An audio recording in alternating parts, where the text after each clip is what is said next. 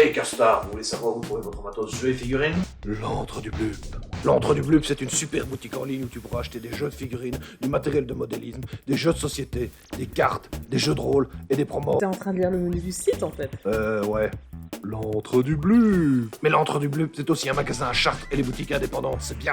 Ils ont des réductions super sympas sur la majorité des produits et un système de fidélité qui est top. L'Antre du Blub. Et avec le code Francis, vous pouvez avoir 5€ de réduction sur vos 3 premières commandes de 80€ minimum. C'est-tu pas génial ça? Allez, foncez, le lien se trouve sous la vidéo. L'Antre du Blub. Est-ce qu'il fait chaud sur cette planète? Tiens. Dites-moi, casse-couillard, 10 000 rad, c'est beaucoup? Vous comptez remonter bientôt, capitaine? Et merde!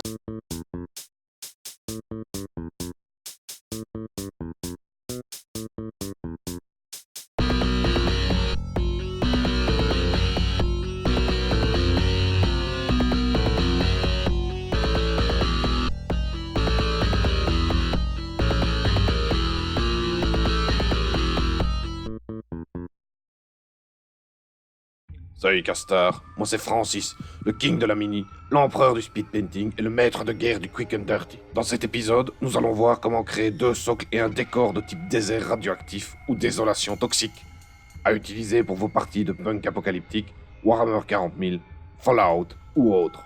Commençons par le premier socle. Je colle dessus une tige coupée d'une pique à brochette pour faire une barre métallique qui dépasse du sol. Quand c'est sec, on passe une bonne couche de Mood Green de chez Citadel. Le Mood Green, c'est un peu une couleur magique. Un vert plus fluo que toutes les peintures typées fluo des autres marques. Parfait pour faire les couleurs des zones toxiques. N'hésite pas à rapidifier le séchage à l'aide d'un sèche-cheveux, hein. Quand c'est sec, passe une couche bien épaisse de Agrellan Earth de chez Citadel. Il s'agit d'une peinture texturée qui fait des petites craquelures en séchant. J'ai essayé de trouver mieux, ou moins cher, comme la Crackle Paste de chez Golden, mais le résultat n'était jamais parfaitement le même. Ça ne donnait pas ce que je voulais. Donc si vous avez des tuyaux les castars, je suis preneur. J'applique toujours mes textures à l'aide d'un petit bâton en bois que vous pouvez récupérer de vos glaces ou bien simplement les acheter par centaines dans les magasins discount comme Action. Tu fais à nouveau sécher au sèche-cheveux ou alors tu vas te boire une bovale en attendant que ça le fasse naturellement. On va ensuite varier les textures. C'est toujours bien de mettre plusieurs textures différentes sur un seul socle, les castars. Et pour ça, on va utiliser du Light Mud de chez MIG. Recouvre une partie de la surface du socle et attends de nouveau que ça sèche.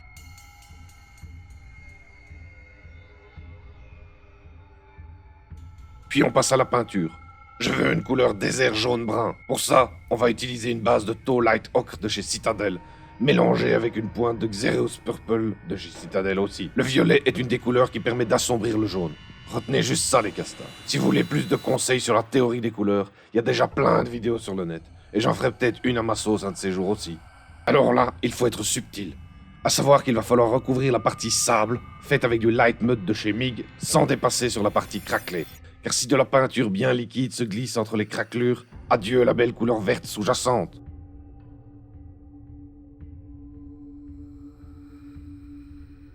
Et quand c'est fait, on prend la même couleur, mais façon brossage à sec sur la partie craquelée, de manière à ne recouvrir que les parties émergées et laisser le vert à l'intérieur des fissures. C'est clair, les castars? Et puis on fait un brossage à sec appuyé de Tau Light Ocre pur mélangé à du pigmentaire de cienne claire sur tout le socle.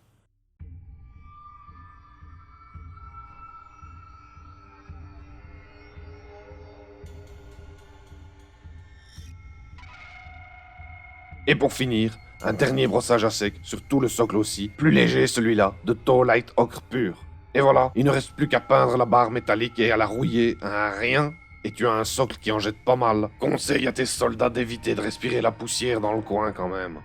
Et c'est parti pour le deuxième socle. Là, on recouvre de Armageddon Dust, qui est une autre peinture texturée de type sable de chez Citadel. Elle est un peu moins liquide que la version AK, donc un peu plus difficile à appliquer que celle-ci, mais utile si on doit la sculpter à un minimum. Un minimum, j'ai dit, hein. Et justement, on l'applique de manière à avoir un petit cratère au centre du socle.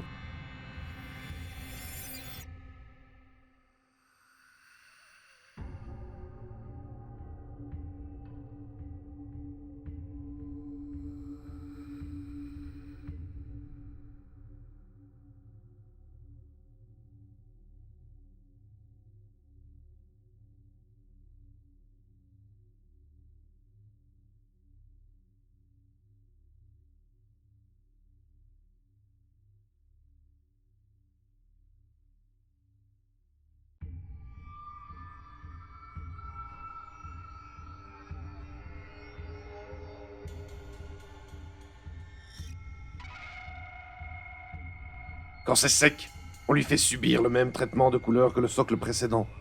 Tau light ocre assombri au violet, puis bronzage à sec de plus en plus clair.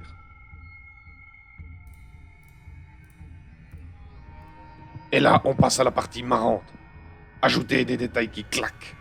Là, j'ai pris un petit crâne plastique dont j'ai coupé l'arrière pour qu'il donne l'illusion d'être vraiment enfoncé dans le socle et je le colle au milieu du cratère.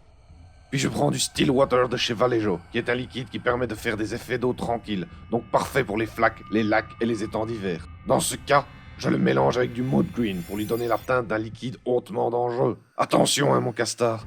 Dans cet exemple, comme dans le suivant, j'ai mis trop de peinture. Le mélange a alors perdu de sa transparence. Si tu veux que ça reste transparent, vas-y graduellement, petite goutte après petite goutte, jusqu'à obtenir l'effet voulu. Et là, je remplis la flaque avec notre liquide verdâtre. Plus qu'à attendre que ça sèche. Et hop, un socle de plus.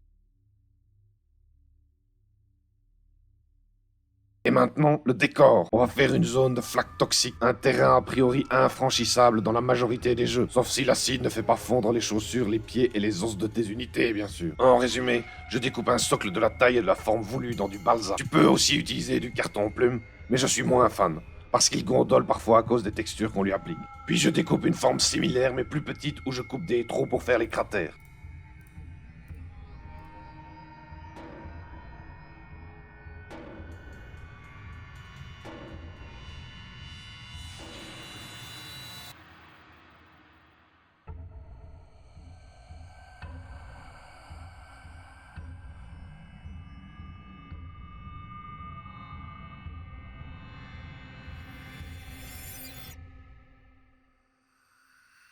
Comme tu le vois, j'ai fait un peu mon foireux sur cette étape, mais c'est pas grave, je vais recoller le tout et la texture fera tout disparaître. Je colle le tout ensemble.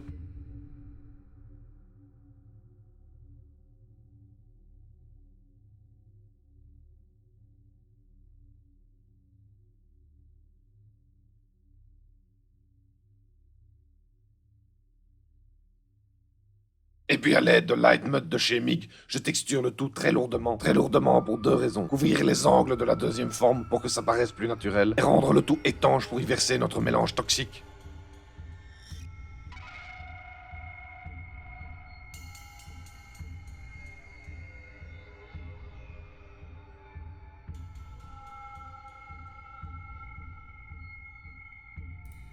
Pour la suite, c'est la même chose que pour les socles. Tau light ocre assombri au violet, puis divers bronzages secs de tau light ocre pur pour éclaircir.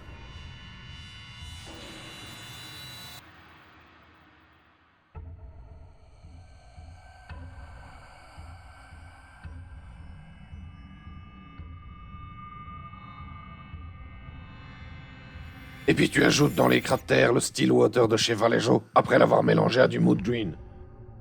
De nouveau, tu peux décorer l'intérieur des flaques d'ossements et de déchets divers. N'hésite pas à être créatif, c'est ce qui donne l'âme de ce genre de décor.